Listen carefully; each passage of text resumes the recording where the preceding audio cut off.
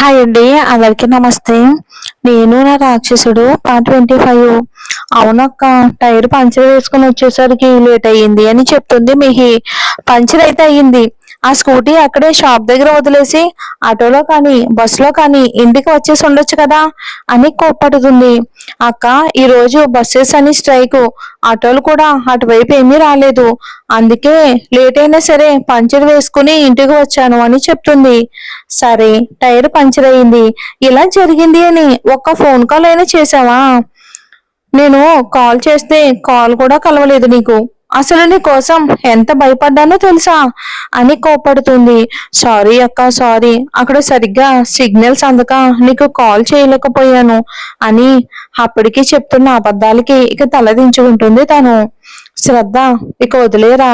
Mihira safe గా ఇంటికి వచ్చేసింది కదమ్మా, ఇక్కడితో ఈ విషయం వదిలేసే బేబీ. సరే, నువ్వు వెళ్ళి ఫ్రెష్ అయ్యరా బేబీ అని చెప్తాడు వాసుదేవ్ మిహితో. అని తన కాలేజ్ బ్యాగ్ తీసుకుని రూమ్ లోకి వెళ్తుంది మిహిరా. మిహిరా బ్యాగ్ లో ఉన్న ఫోన్ కి ఛార్జ్ పెట్టి ఫ్రెష్ అవ్వడానికని వెళ్తుంది. మిహిరా ఫ్రెష్ అయ్యి వచ్చేసరికి ఫోన్ నుంచి మెసేజ్ సౌండ్ రావటంతో ఫోన్ చూసిన తనకి రణవ్ నుంచి మెసేజ్ రావటం చూసి ఆశ్చర్యపోతుంది. రణవ్ నాకు మెసేజ్ చేశాడా, ఇది కళా నిజమా అని ఆలోచిస్తూ రణవ్ మెసేజ్ కి రిప్లై ఇస్తుంది. సేఫ్ గా ఇంటికి రీచ్ అయ్యావా అని మెసేజ్ చేస్తాడు రణవ్. హా అని రిప్లై ఇస్తుంది. లేట్ అయిందానికి ఏమైనా అన్నారా మీ ఇంట్లో అని అడుగుతాడు. అక్క రాగానే లేటుగా వచ్చిన దానికి తిట్టింది, మీరు చెప్పమన్న అబద్ధమే చెప్పాను అని రిప్లై ఇస్తుంది. మరి నువ్వు చెప్పిన అబద్ధం నమ్మారా మీ ఇంట్లో అని మెసేజ్ చేసి ఎక్కడున్నావు, ఇంటికి వెళ్ళిపోయావా అని అడుగుతుంది. ఇంకా వెళ్ళలేదు. వెళ్ళలేదా, మరి ఎక్కడున్నావు అని అడుగుతుంది.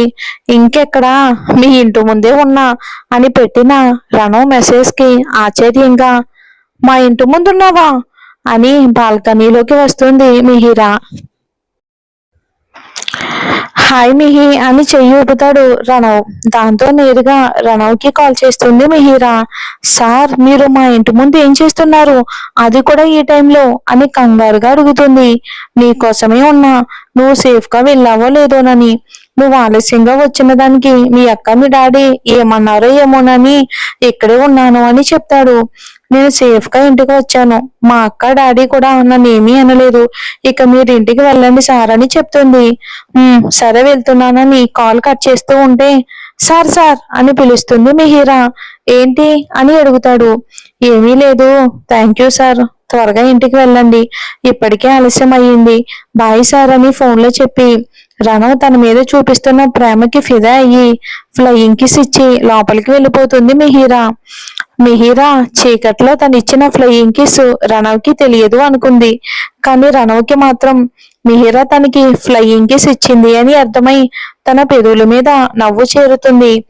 మిహి, డిన్నర్ రెడీ అయ్యింది రా అని శ్రద్ధ పిలవడంతో డిన్నర్ చేయడానికని వెళ్తుంది మిహిరా. రణవ్ మిహిరా ఇచ్చిన ఫ్లయింగ్ కిస్ కి మైమర్చిపోయి పక్కనే ఉన్న ప్రణీత్ ని మర్చిపోతాడు. అప్పటి నుంచి వీళ్ళని గమనిస్తూ ఉన్న ప్రణీత్ మిహిరా ఫ్లయింగ్ కిస్ ఇవ్వడం చూసి ఆశ్చర్యపోతే దానికి రణవ్ రియాక్షన్ చూసి షాక్ అవుతాడు. మళ్ళీ షాక్ నుంచి తేరుకుని రే రణవ్, ఏంట్రా ఇది అని అడుగుతాడు. రణవ్ కి అప్పుడు గుర్తుకు వస్తుంది తనతో పాటు ప్రణీత్ కూడా ఉన్నాడు అని. నువ్వు మిహిరా అని అడుగుతూ ఉంటే ప్రణీత్ మాటలన్నీ మధ్యలోనే ఆపేస్తూ, ఇప్పుడు నన్ను ఏమీ అడక్కు ప్రణీత్, నేను ఏం చెప్పే మూడ్లో లేను, నాకు ఈ ఫీలింగ్ కొత్తగా ఉంది, నచ్చింది, కాస్త ఈ ఫీలింగ్ నన్ను ఎంజాయ్ చేయనివ్వరా అని ఇంటికి వెళ్ళడానికి బైక్ స్టార్ట్ చేస్తాడు. ప్రణీత్ రణవ్ మాటలకి ఆశ్చర్యంగా చూస్తూ రణవ్ బైక్ ఎక్కి కూర్చుంటాడు. రణవ్ ప్రణీత్ ని వాళ్ళ ఇంటి దగ్గర డ్రాప్ చేసి నేరుగా వాళ్ళ ఇంటికి వెళ్ళిపోతాడు. రణవ్ ఇంట్లోకి రాగానే ఎదురొస్తుంది అంబిక. చిన్న, ఎక్కడికి వెళ్ళావురా, ఇంటికి రావడానికి ఎందుకు ఆలస్యం అయ్యింది నీకు అని కంగారుగా అడుగుతుంది. మమ్మీ అది అని చెప్తూ ఉంటే బామా రణవ్ మాటలకి అడ్డుపడుతుంది. అంబిక, వాడు ఇప్పుడే కదా వచ్చింది, కన్నయ్యని వెళ్ళి ఫ్రెష్ అయ్యి రాని, అప్పుడు తిరిగ్గా అడుగుతూ గాని ఎక్కడికి తిరిగి వచ్చాడో ఏమో. కన్నయ్య, నువ్వు ముందు వెళ్ళి ఫ్రెష్ అయ్యిరా నాన్న, భోజనాల టైం కూడా అయింది అంటుంది బామ్మ. బామ్మ మాటలకి అంబిక రణం వైపుకి చూసి ఇక వెళ్ళమన్నట్టు సైగ చేస్తుంది కొడుకుని. సరే బామ్మ, ఫ్రెష్ అయ్యి వస్తాను అని చెప్పి తన రూమ్ లోకి వెళ్తాడు. రణం ఫ్రెష్ అయ్యి రావడంతో తన గదిలో ఉన్న బామ్మని చూసి, బామ్మ నువ్వెప్పుడు వచ్చావు అని టవల్తో తల తుడుచుకుంటూ అడుగుతాడు. ఇప్పుడే వచ్చాను కన్నయ్య అని రణం వైపుకు చూస్తూ ఉంటుంది. నాతో ఏమైనా మాట్లాడాలా బామ్మ అని అడుగుతాడు రణవ్. అవునరా, మాట్లాడాలి. ఏమైంది అసలు, ఎందుకని ఇంత ఆలస్యంగా వచ్చావు? ఎవరితోనైనా గొడవకి వెళ్ళావా అని అడుగుతుంది బామ్మ అనుమానంగా. బామ్మ, నీకు నా మీద చాలా నమ్మకం అనుకుంటా. నేను లేటుగా వచ్చేసరికి ఎవరితోనో గొడవకి వెళ్ళాను అనుకుంటున్నావా అని వెటకారంగా మాట్లాడతాడు. చాలా నమ్మకం ఉంది కాబట్టే ఇలా అడుగుతున్నా.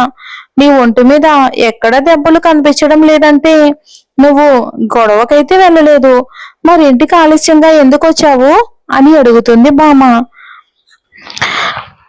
దానికి రణవ్ తను మిహిరా లైబ్రరీలో లాక్ అయిపోయిన విషయం చెప్తాడు. కానీ ప్రపోజ్ చేసిన విషయం చెప్పడు. నిన్ను అమ్మాయిని లైబ్రరీలో పెట్టి లాక్ చేశారా? ఎవరు పని చేసింది అని సీరియస్ అవుతుంది. ఎవరో తెలుసుంటే నేను సైలెంట్ గా ఉంటాను బామ్మ. ఎవరో తెలియకుండా లాక్ చేసి వెళ్ళిపోయినట్టున్నారు బామ్మ. తెలియక చేసినా ఇక దాన్ని సీరియస్ చేసి ఆ అమ్మాయిని ఇరకాటంలో పెట్టడం ఇష్టం లేక ఊరుకుంటున్నా. లేకపోతేనా వాడెవడో నా చేతిలోని అయిపోయి ఉండేవాడు అని అంటాడు. సరే, ఇప్పుడు ఏమంటావు కన్నయ్య? దేని గురించి అడుగుతున్నావు బామా? అదేరా, ఆ అమ్మాయి గురించి ఏం ఆలోచిస్తూ ఉన్నావు అని అడుగుతుంది. ఆ అమ్మాయి గురించి నేనేం ఆలోచించేది బామా అంటే, ఆ అమ్మాయి మీద నీ ఫీలింగ్ ఏంటి కన్నయ్య అని నవ్వుతూ అడుగుతుంది. బామా, నువ్వు మళ్ళీ మొదలు పెట్టావా? బామ్మా, నువ్వు అనుకునేలా ఏమీ లేదు అంటాడు. నిజంగా మీ మధ్య ఏమీ లేదా కన్నయ్య అని అడుగుతుంది. మా మధ్య ఇప్పటికైతే ఏమీ లేదు. ఇప్పటికేమీ లేదు అంటే ఇకపై ఏమైనా ఉంటుందని అంటున్నావా కన్నయ్య? ఏంటి కదా అని టీజింగ్ గా నవ్వుతుంది బామ్మ. బామ్మ, నువ్వు ఉన్నావే, సరే పద, నాకు చాలా ఆకలిగా ఉంది, తిందాం అని బామ్మ భుజాలు పట్టుకుని లాక్కుని వెళ్తాడు. నన్నే మాయ చేయాలని చూస్తున్నావు కదా, ఈ రోజు కాకపోయినా రేపైనా నాకు విషయం తెలియకపోదు, అప్పుడు చెప్తా నీ సంగతి అని నవ్వుతూ రణం చిన్ మీద చిన్నగా తట్టి వెళ్ళిపోతుంది బామ్మ. మిహిరా డిన్నర్ అయ్యాక కాసేపు శ్రద్ధ వాసుదేవ్తో కబుర్లు చెప్పి గదిలోకి వస్తుంది. దీప ఫోన్ చేయటంతో కాసేపు మాట్లాడి ఫోన్ పక్కన పెట్టి నైట్ డ్రెస్ వేసుకుని బెడ్ మీద వాలిపోయి కళ్ళు మూసుకుంటుంది. కళ్ళు మూసుకోగానే నవ్వుతూ ఉన్న రణవ్ ముఖం కనిపించగానే వెంటనే కళ్ళు తెరుస్తుంది. ఏం చేస్తున్నాడో ఏమో నా రావణ్, కాల్ చేద్దామా అని ఫోన్ ని చేతిలోకి తీసుకుంటుంది. రణవ్ నెంబరు డైల్ చేయబోయి ఆగిపోతుంది. వద్దులే, ఏ మూడ్లో ఉన్నాడో ఏమో, కాల్ చేసి డిస్టర్బ్ చేయటం ఎందుకు అనుకుని ఫోన్ ని పక్కన పెడుతుంది. కానీ రణవ్ గురించే ఆలోచిస్తూ ఉంటుంది. రణవ్ కూడా డిన్నర్ చేసి రూమ్ లోకి రాగానే మిహిరా గుర్తుకు వస్తూ ఉంటే మెసేజ్ చేయడానికని ఫోన్ ని చేతిలోకి తీసుకుంటాడు. హాయ్ అని మెసేజ్ చేస్తాడు. కానీ మెసేజ్ ఫార్వర్డ్ చేయడానికి ఆలోచిస్తూ ఉంటాడు. మెసేజ్ చేద్దామా వద్దా, వాళ్ళ అక్క గాని డాడీ గాని తన పక్కన ఉన్నారేమో, మెసేజ్ చేస్తే మిహిరాకి ప్రాబ్లం అవ్వచ్చు అనుకుని మెసేజ్ ఫార్వర్డ్ చేయకుండా అలాగే వదిలేస్తాడు. అటు మిహిరా కూడా రణవ్కి కాల్ చేయాలా వద్దా అని ఆలోచిస్తూ వాట్సాప్ మెసేజ్ చేస్తుంది. మెసేజ్ సౌండ్ రావటంతో ఎవరో అనుకుని మెసేజ్ చూసిన రణవ్కి మిహిరా నుంచి మెసేజ్ రావటంతో ఆనందంతో రిప్లై ఇస్తాడు. రణవ్ నుంచి రిప్లై రావడంతో మిహిరా కూడా హ్యాపీగా ఫీల్ అయ్యి మెసేజ్ చేస్తుంది. ఇంకా పడుకోలేదా సార్ అని అడుగుతుంది. లేదు, మరి నువ్వు ఇంకా పడుకోలేదా అని అడుగుతాడు. పడుకునే ఉన్నా కానీ నిద్ర పట్టట్లేదు అని రిప్లై ఇస్తుంది. నిద్ర రావట్లేదా? ఎందుకు అని అడుగుతాడు. ఏమో, నిద్ర రావట్లేదు సార్. డిన్నర్ చేశారా అని అడుగుతుంది. నా డిన్నర్ కంప్లీట్ అయ్యింది, మరి నువ్వు చేసావా అని అడుగుతాడు. సార్ అని అంటుంది. ఆ పైన ఏం మాట్లాడాలో ఇద్దరికీ అర్థం కావడం లేదు. ఇంకా అని అడుగుతాడు రణవ్. ఇంకేమీ లేదు సార్ అని రిప్లై ఇస్తుంది.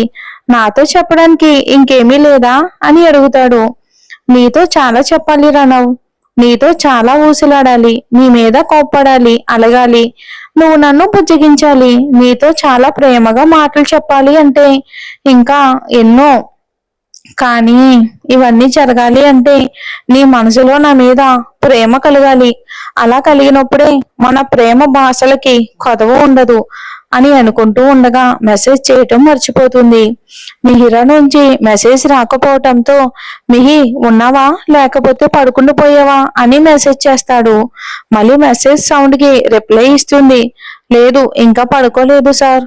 మరి మెసేజ్ చేయటం ఆపేశావు? ఏమీ లేదు సార్, నాకు నిద్ర వస్తూ ఉంది. గుడ్ నైట్ సార్ అని మెసేజ్ చేస్తుంది. ఓకే గుడ్ నైట్ మిహిరా అని మెసేజ్ చేసి ఫోన్ పక్కన పెట్టేస్తాడు. మిహిరా తనతో ఇంకాసేపు మాట్లాడుతుంది అనుకున్న రణవ్ మిహిరా పడుకుంటాను అని మెసేజ్ చేసేసరికి డిసప్పాయింట్ అవుతాడు. రణవ్ కళ్ళు మూసుకోవడంతో మిహిరా తనకి ప్రపోజ్ చేసింది హక్ చేసుకోవటం, బైక్ మీద ఎక్కి కూర్చున్నప్పుడు భుజం మీద చెయ్యి వేయటం, తన బొగ్గకి మిహిరా బొగ్గ తగలడం, అలా ఒక్కొక్కటి గుర్తుకు వస్తూ ఉంటే రణవ్ మనసంతా తీయగా మారిపోయి తనలో తానే నవ్వుకుంటూ ఉంటాడు. నన్ను మాయ చేసేసావే తింగరి పిల్ల అని మిహిరా గురించి ఆలోచిస్తూ నిద్రలోకైతే జారుకుంటాడు. వినయ్ రోజులా తన ఫ్రెండ్స్ తో కాకుండా తను ఒక్కడే కాలేజ్ కి త్వరగా వస్తాడు. వినయ్ మిహిరా కోసం పార్కింగ్ దగ్గర వెయిట్ చేస్తూ ఉంటే తన ఫ్రెండ్స్ వస్తారు. రే వినయ్ ఏంట్రా ఈ రోజు మమ్మల్ని వదిలేసి మాకన్నా ముందే వచ్చావు అని అడుగుతారు. కానీ వినయ్ మాత్రం వాళ్ళ మాటలు పట్టించుకోకుండా మిహిరా కోసం గేట్ వైపుకు చూస్తూ ఉంటాడు. మేము ఇక్కడ మాట్లాడుతూ ఉంటే మమ్మల్ని పట్టించుకోకుండా గేట్ వైపుకు చూస్తూ ఉన్నావు, ఎవరి కోసం చూస్తున్నావురా అని అడుగుతారు. ఏంట్రా మీ నస అని చిరాకు పడతాడు. నస కాదు, ముందు నువ్వు చెప్పు, మమ్మల్ని వదిలేసి కాలేజ్కి ఎందుకు తొందరగా వచ్చావు? ఇక్కడ నిలబడి ఎవరి కోసం చూస్తూ ఉన్నావు? అసలు నీ చేతిలో ఈ గులాబీ ఏంటి, ఎవరికి అని అడుగుతారు. రే వినయ్ నిజం చెప్పు, ఈ పువ్వు అమ్మాయికి ఇవ్వడానికే కదా తీసుకున్నావు, ఎవర్రా అమ్మాయి అని అడుగుతారు. దానికి వినయ్ చెప్పడానికి సిగ్గుపడుతూ ఉంటాడు. అరే బాబు సిగ్గుపడింది చాలే కానీ నువ్వు ప్రేమిస్తున్న ఆ అమ్మాయి ఎవరో చెప్పరా అని ఆతృతగా అడుగుతారు. ఆ అమ్మాయి ఆ అమ్మాయి అని వినయ్ నాంచుతూ ఉంటే అరే నాంచకుండా చెప్పరా బాబు, ఎవర్రా అమ్మాయి అని అడుగుతారు. ఆ అమ్మాయి ఎవరో కాదు మిహిరా అని సిగ్గుపడుతూ చెప్తాడు వినయ్. వినయ్ మిహిరాని ప్రేమిస్తున్నాడు అని తెలిసి షాక్ అవుతారు తన ఫ్రెండ్స్. ఏంటా నువ్వు చెప్పేది నిజమా? అంటే నువ్వు ప్రేమిస్తుంది మిహిరానా అని అడుగుతారు. అవునరా, మీరు మిహిరాని నన్ను లవ్ చేస్తున్నావా అని అడిగినప్పుడు లేదు అని చెప్పాను. కానీ తర్వాత ఆలోచించేసరికి అర్థమయ్యింది నాకు నేను మిహిరాని ప్రేమిస్తున్నాను అని.